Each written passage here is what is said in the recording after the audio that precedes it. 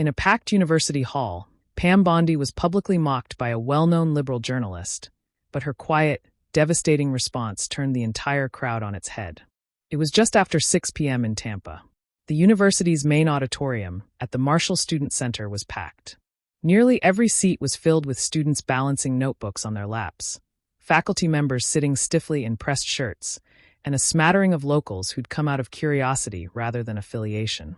The flyer had promised a sharp discussion, the role of media and public service in a divided America. At the center table, under the glaring white lights, sat 4 panelists. Among them, Pam Bondi, former Florida Attorney General, dressed in a smart navy blazer and calm confidence. To her left was Cameron Holt, a nationally syndicated journalist, known for her biting segments on late-night news panels and her unapologetically liberal takes.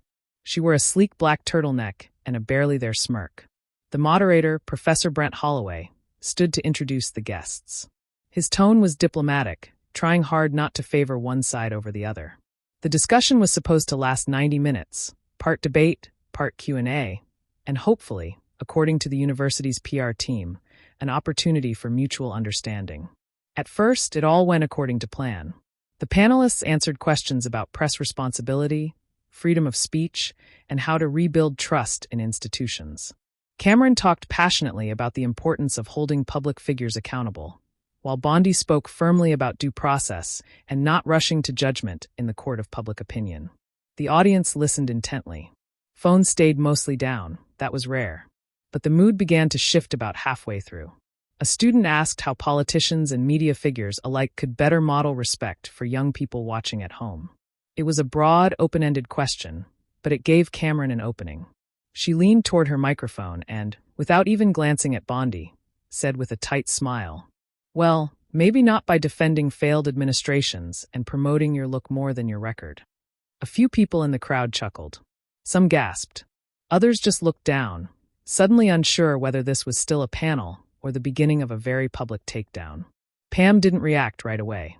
She kept her eyes on the moderator, who had frozen for just a second, maybe hoping someone would change the subject, maybe hoping Cameron would walk it back. She didn't. Cameron doubled down. I mean, when your biggest headline in recent years is about a TV appearance instead of policy reform, that says something, doesn't it? Now the laughter wasn't nervous. It was more certain, emboldened. The crowd had started picking sides. Pam finally moved. She reached for her water, took a small sip, and leaned forward slightly, her hands clasped together. She hadn't said a word yet, but somehow the attention had shifted back to her. The moderator cleared his throat. "Miss Bondi, would you like to respond?" She waited a beat, like she was choosing which part of that sentence to answer, or whether to answer at all. The pause felt longer than it was. But Cameron wasn't finished. And what came next changed the energy in the entire room. Cameron shifted in her chair like she was getting ready for round 2. She crossed one leg over the other, turned slightly toward the audience, and said with a grin that barely masked her intent, "Look, I get it. Rebranding is a smart move. Politics doesn't always age well. But if we're going to talk about public service, let's not pretend looking polished on cable news is the same as having a legacy." The words hung there, loud, clear, sharp. This time there were no gasps, just silence. The kind that sneaks into a room right before something breaks. A few students turned to each other with raised eyebrows. One professor in the second row scribbled something down, probably a note for class. Even the moderator looked uncomfortable now. Pam still hadn't responded. Cameron glanced over, not just with challenge, but with expectation. She was waiting for a slip, a snap, something she could run with, something dramatic enough to trend before the panel even ended. Pam shifted slightly in her seat, her face neutral. She didn't frown, didn't flinch, just looked up and calmly met Cameron's eyes. "I'm sorry," she said, her voice soft but firm. "Was there a question in that?" The room stirred. A low, scattered laugh emerged, not mocking but surprised. The kind of reaction people give when someone decides not to play the game everyone else is expecting. But Cameron wasn't done poking. "I'm just saying," she replied, pressing forward with that same smirk. "When people think of you, they remember a public figure who defended some of the most controversial political stances in recent memory. They remember the glossy interviews, not the courtroom wins. That's worth pointing out." Pam turned slightly, facing the moderator, her expression steady. "I've always welcomed disagreement," she said. But personal attacks aren't conversation. They're noise.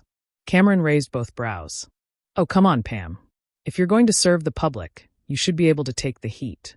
Or are we calling everything personal now? There it was, the bait. But Pam didn't bite. I've taken plenty of heat, she replied, voice even. Some fair, some not. That comes with the job. But I don't believe in tearing people down just to get a few claps from a room. It didn't get applause, not yet. But it landed. There was a noticeable shift in the air, not dramatic, just still. Cameron's smile faltered for the first time. She looked like she was about to respond, but the moderator quickly intervened. Let's open this next question to the full panel, he said, fumbling with the index cards in front of him. But the question never got read. A student toward the back stood up without waiting for the mic. Actually, I'd like to hear more from Miss Bondi, she said. How do you respond when you're criticized like that, not just tonight, but in general? A pause.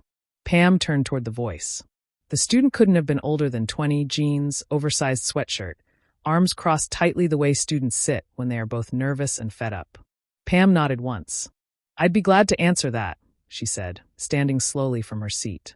And just like that, the dynamics shifted. She hadn't raised her voice. She hadn't insulted anyone. But suddenly, all eyes were on her. The room leaned forward, not out of excitement, but curiosity. Everyone wanted to know what she was about to say.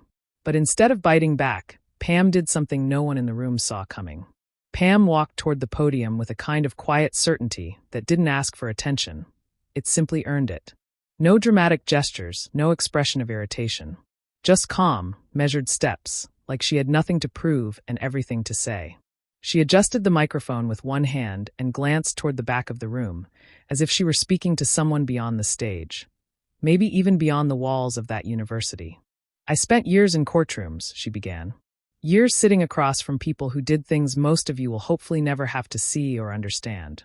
I've had to look victims in the eye, kids, moms, retirees, and tell them I'd do everything in my power to fight for them. And then I had to actually do it. No one made a sound. Even Cameron looked unsure of where this was going.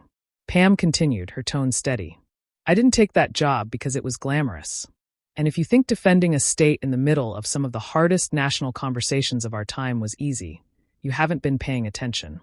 She glanced briefly at Cameron, then looked away, not dismissively, just intentionally. I've been called names before. Worse than what you heard tonight. I've been misquoted, mocked, even threatened. I've had protesters outside my house while I tried to make dinner for my family. I've made decisions that people disagreed with. That comes with the territory. She paused, letting the weight of those words settle. But what I've never done, she said, her voice tightening just slightly, is use a public stage to belittle another woman's looks or question their worth in front of a crowd who just came to learn. A hush swept over the room like a sudden drop in temperature. I'm not asking you to agree with me. You don't have to like my politics. You don't have to like me. That's your right. But don't confuse disagreement with disrespect. The silence stretched longer now. Pam shifted gears. Some of you are going to leave this school and enter fields where people will push you, challenge you, even humiliate you. You will be tempted to respond with sarcasm, with venom, with cheap shots that win you applause, but lose you credibility. Her eyes scanned the crowd. I'm telling you now, resist that urge. She let the silence breathe again before stepping back from the mic. Just enough to speak without it. Because your voice doesn't have to be the loudest to be heard. A few claps broke out from the back. Then more. Within seconds, it rolled across the auditorium. Not like a wave, but like a ripple that caught momentum and couldn't be stopped. Cameron didn't move. Her face was blank, not angry, not amused, just still. Pam stepped away from the podium and returned to her seat without a glance toward the crowd. No smile. No gotcha moment. She just sat down and crossed her legs, as if nothing unusual had happened. The moderator blinked, fumbled for the next question. But no one was really listening to him now. All eyes were still on Pam. But it was what she said next that turned silent disbelief into stunned respect. The applause had faded, but the feeling lingered. Not like excitement, more like the weight of a moment sinking in, the kind that doesn't need to be explained because everybody feels it at the same time. Pam stayed seated, hands folded neatly on the table. The panel was technically still ongoing, but the discussion had shifted, not just in topic, but in tone. Even the students who'd been half scrolling on their phones earlier were now sitting up, alert, like they didn't want to miss anything. Cameron glanced toward the moderator, clearly waiting for him to move things along. But he didn't. The room didn't want more cards or curated prompts. They wanted something real. So Pam gave it to them, without being asked. She leaned toward her mic again, her voice quieter this time. You know, she said, when I was in office, I handled a case involving a 15-year-old girl who had been trafficked for nearly 2 years. She was taken by someone who promised her opportunity. Someone who looked her in the eye and lied. You could have heard a pin drop. I met her the day after the trial ended. We sat in this sterile beige interview room, and she looked at me like I was just another adult with empty words. She didn't trust anyone, and why should she? Everyone who claimed to care had used her. Pam's voice didn't crack. She didn't get teary. But there was a softness now, the kind that comes from having lived something instead of just reading about it. I didn't talk to her about politics. I didn't ask her who she voted for. I sat with her. I listened. And when she asked me why I took her case seriously when others didn't, I told her something simple. I said, because you matter. Even if no one ever told you that before. The silence turned heavier. A few students shifted in their seats. One girl in the front row blinked hard and pulled her sleeve up to wipe her face. Pam continued. She started crying. Not because of what happened to her. She was used to that pain. She cried because someone had finally treated her like she was worth fighting for. Now the crowd wasn't just listening. They were locked in. You can question my record, Pam said, eyes flicking briefly toward Cameron again. But don't question my reasons. I didn't take this path because it was easy. I took it because, like that girl, I needed someone to fight for me once. And now I do it for others. Her voice was low but steady. That's not a headline. That's not a talking point. That's a life. And for a second, even Cameron didn't have a comeback. The moderator cleared his throat again, trying to find a way to transition. But before he could speak, a young man in a vintage FSU sweatshirt raised his hand. Excuse me, he said, a little hesitantly. I came here tonight thinking I wouldn't agree with a single word you said. And politically, I still don't. But that. Pam gave him a small nod. Thank you. That means more than you know. More hands started going up. Not to challenge. Not to argue.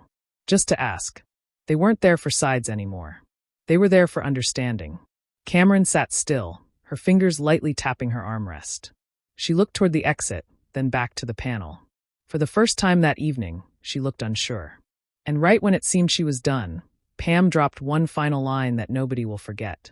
Pam leaned slightly forward, her hands still resting calmly in front of her. She looked toward the back of the auditorium, then slowly swept her gaze across the entire room. Not as a politician trying to score a point, but as someone who had nothing to prove and everything to offer. She paused. And then she said it. If we keep turning disagreement into a weapon, we'll lose the very thing that holds a society together, respect. She didn't raise her voice. She didn't dramatize it. She just said it like a fact. One that had been sitting quietly in the corner all night, waiting for someone brave enough to say it out loud. The moderator stopped flipping through his cards. Cameron stared down at her notepad, but her pen wasn't moving.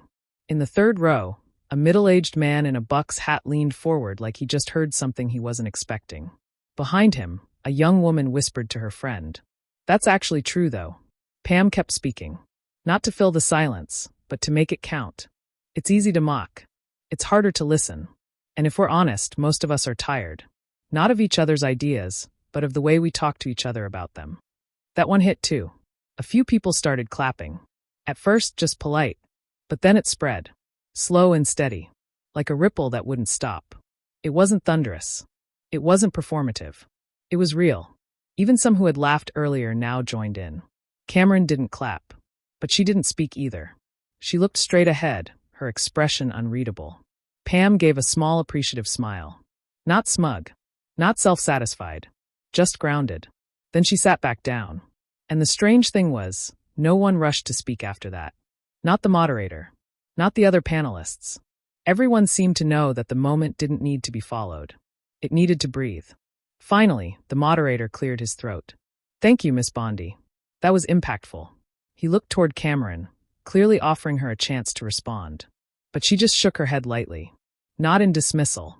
More like someone who realized the energy in the room had shifted, and she was no longer in control of it. After a pause, the moderator tried to salvage the format. Let's take a few more questions before we wrap up. But the audience wasn't done thinking about what they just heard. A student near the back, a tall guy in a gray hoodie, raised his hand. "I didn't come here expecting to feel anything," he said, standing without waiting for a mic. "I thought it'd be another political argument. But, I don't know. That hit different." Some in the audience murmured in agreement. Pam nodded. "I think we all want something better. We just don't always know how to get there without tearing each other apart first." That line didn't make people cheer. It made them sit still, because they knew it was true. Cameron finally spoke. Her voice was calm. "Careful." "Well," she said, "if nothing else, you've mastered the art of silence." Pam turned to her, with no hostility in her eyes. Silence only feels loud when it follows noise. And there it was. The last word. No mic drop. No cheers. Just truth. But it wasn't the applause that made the clip go viral. It was who shared it first. Shared. The panel ended 10 minutes later. But no one rushed for the exits. Students stood around in small clusters, talking in hushed tones. Some debated what had happened. Others just stood quietly, like they were still trying to process it. Pam didn't linger. She shook a few hands, gave a brief word of thanks to the event organizers, and walked calmly through the side door with 2 aides. No press conference. No selfies. Just a quiet exit. But the real storm was just beginning. By the next morning, a grainy clip of Pam's remarks had already made its way online. It wasn't even professionally recorded. Just someone's iPhone video from the 5th row. The caption was simple. "Pam Bondi just taught a master class in class." At first, it was just a few hundred shares. Then a few thousand. Then came the retweets.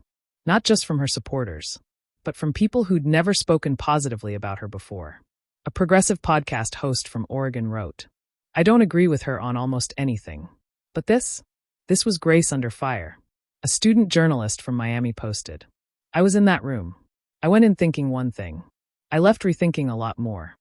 Then came the big one. A retweet from a well-known political commentator. Someone with millions of followers who had openly criticized Bondi for years. He wrote, "Respect isn't partisan." This was powerful. That's when the views exploded. Clips were edited. Reactions filmed. Think pieces written. News outlets that would normally never give Pam Bondi the time of day suddenly aired her full remarks. Not to boost her. Not even to defend her. Just because people were watching. Meanwhile, Cameron Holt said nothing. She didn't post about the panel. Didn't share any quotes. No behind-the-scenes shots or clever tweets. Her team declined interview requests. When asked for comment by a morning show, her publicist said only, "No statement at this time." It wasn't a scandal. No one had screamed. Nothing technically went wrong. But people noticed something deeper. Something unspoken. In a moment that could have become just another political shouting match. Pam had chosen composure.